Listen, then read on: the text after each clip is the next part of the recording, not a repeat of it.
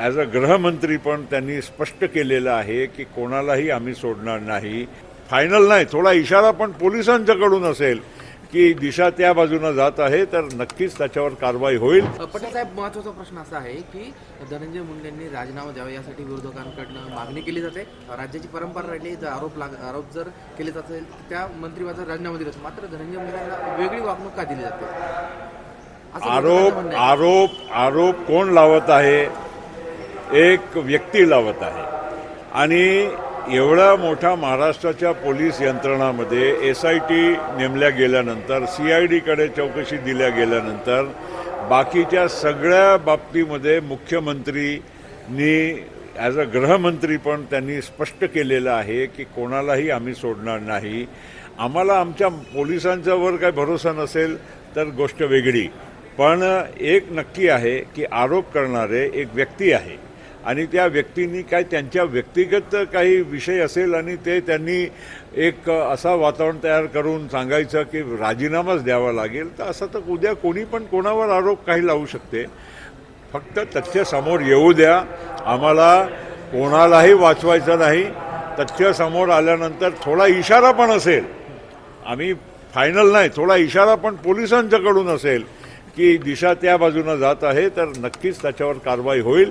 पण तोपर्यंत नुसतं कोणाचाही म्हणजे व्यक्तिगत द्वेषाभावामुळे किंवा आरोप करण्यामुळे हे काही असं राजकारणामध्ये हे करणं हे योग्य नाही. आणि सामाजिक वातावरण, खास करून सामाजिक वातावरण खराब करण्याचा हा एक प्रयत्न आहे. पण भाजपचेच आमदार असे आरोप करत आहेत, कोणी महायुतीचेच आहेत ते भाजपाचे जे आमदार आहे, खरं आहे. एका काळात आमचेही आमदार होते, तेही खरं आहे. आम्ही सगळे महाराष्ट्राचे लोक त्यांना ओळखत आहोत. आम्हाला काही कोणाच्याबद्दल बोलायचं नाही. फक्त एवढंच आहे की व्यक्तिगत कोणाच्या एक आरोप केल्यामुळे एवढी मोठी कारवाई करणं हे कुठपत योग्य आहे. आणि असंच जर चालत राहिलं तर महाराष्ट्रामध्ये कोणी बेछूट कोणापर आरोप करून काहीतरी मागणी करू शकते, असं योग्य नाही. शेवटचा प्रश्न, गृह खातं जे आहे ते भारतीय जनता पक्षाकडे, मुख्यमंत्र्यांकडे आहे. त्यांच्याच पक्षाचे सुरेश धस जे आमदार आहेत त्यांचाच विश्वास नाही का त्यांच्या खात्यावर? मला काही माहीत नाही की त्यांचा आतला काय चालला आहे. एक मी नक्की सांगतो की आम्ही जेव्हा देवेंद्र फडणवीस साहेबांशी बोलतो मुख्यमंत्री म्हणून, गृहमंत्री म्हणून, त्यांच्याकडून असा कुठेही एक पण वेळ त्यांनी असं सांगितलं नाही की हे प्रकरण जे झालं आहे त्यामध्ये धनंजय मुंडे किंवा त्यांचा आजूबाजूचा डायरेक्टली कुठे संबंध येत आहे. महाराष्ट्रातील सर्व बातम्यांचे विश्वासार्ह व्यासपीठ,